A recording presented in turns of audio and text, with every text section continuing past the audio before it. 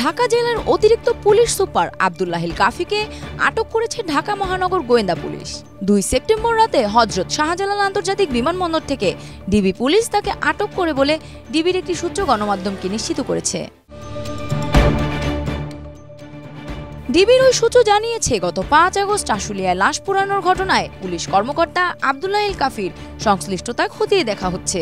ঢাকা মহানগর পুলিশের যুগ্ম কমিশনার রবিউল হোসেন ভুইয়া বলেন, আশুলিয়ায় একটি ঘটনায় আব্দুল্লাহিল কাফিকে জিজ্ঞাসাবাদ করা প্রয়োজন। তাকে জিজ্ঞাসাবাদের জন্য ডিবিতে আনা হচ্ছে, তবে তাকে এখনো হাতে পায়নি।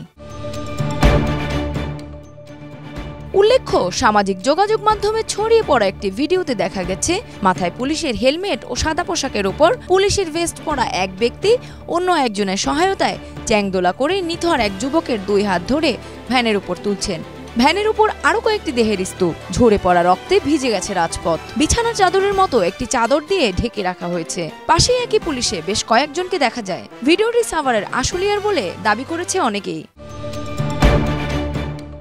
ডেস্ক রিপোর্ট, দেশ রূপান্তর।